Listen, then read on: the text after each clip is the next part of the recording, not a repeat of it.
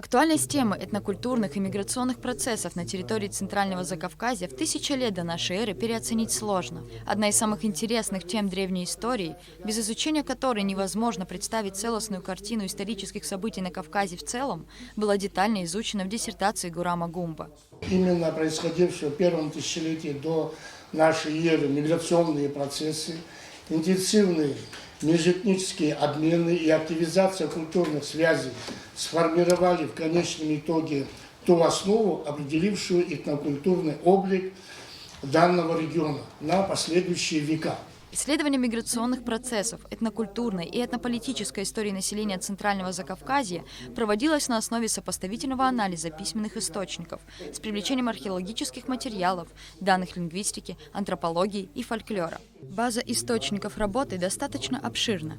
Исследование опирается на ассирийские и урартские клинописи, классическую античную, древнеармянскую и древнегрузинскую письменную традицию с привлечением археологических материалов, данных лингвистики, антропологии и этнографии. Значительная часть данных впервые вводится в научный оборот. В исследовании определены границы исторических областей Центрального Закавказья, выявлены этнический состав, этапы и пути двух миграционных потоков с юга в центральные районы Южного Кавказа. Отмечается динамика и последствия этих событий. В Центральном Закавказье выделены 5 исторических областей. Это Картли, Месхети, Гулгарк, Санария и Двалетия. Определен этнический состав и очерчены их границы. В грузинской историографии все Центральное Закавказье обычно рассматривается как территория исторической Картли. Однако анализ первоисточников не подтверждает это. Напротив, он свидетельствует, что границы исторической Картли охватывали бассейн реки Куры от подножия Лыкского хребта на западе до реки Арагви на востоке. Официальный оппонент Гурама Гумба, доктор исторических наук Валерий Бегвава, отметил, что древняя история народов Кавказа, в том числе этнологии и археологии, всегда была предметом дискуссий ученых. Однако работа Гурама Гумба является во многом первой в своем роде.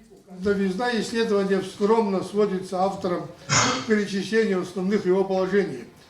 Но, на мой взгляд, вся диссертация есть сама новизна, поскольку тема, которая она посвящена, исследуется методом специального и всестороннего подхода к предмету как таковому впервые в истории этнологии.